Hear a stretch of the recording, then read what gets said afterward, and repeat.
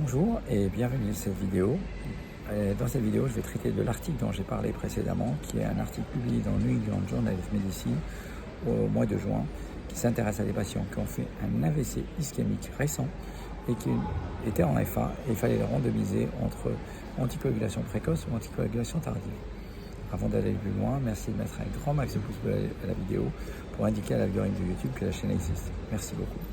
N'hésitez pas à me mettre en commentaire ce que vous voudriez traiter dans les prochaines vidéos également.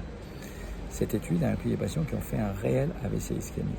C'est-à-dire qu'il y avait des symptômes de 20 à 24 heures et dont l'AVC a été confirmé par une imagerie cérébrale. Ils ont exclu les patients qui étaient déjà sous anticoagulants et les patients devaient être, bien sûr, en fibrillation atriale paroxystique persistante ou permanente. Cet AVC peut être mineur, de taille inférieure ou égale à 1,5 cm, modéré, moyen, on va dire.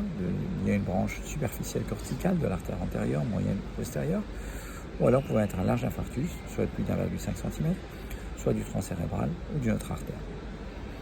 Les patients étaient randomisés et stratifiés suivant les facteurs suivants: l'âge, la taille de l'infarctus et le score NIHSS. Dans le groupe numéro 1, ils avaient des AOD qui étaient débutés à 48 heures si l'AVC était mineur ou moyen, et à 6-7 jours si l'infarctus était taille majeure. Dans le groupe tardif, qui était débuté à J3-J4 dans l'infarctus mineur, J6-J7 dans l'infarctus moyen, et J12-J14 dans l'infarctus majeur.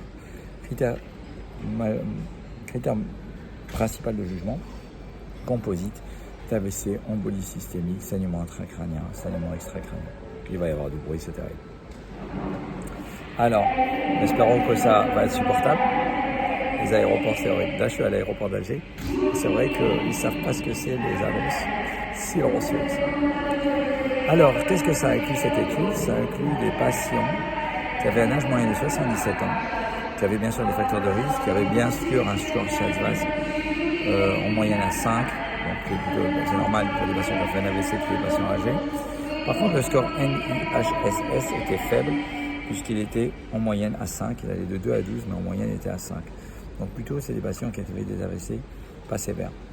Qu'est-ce que ça montre?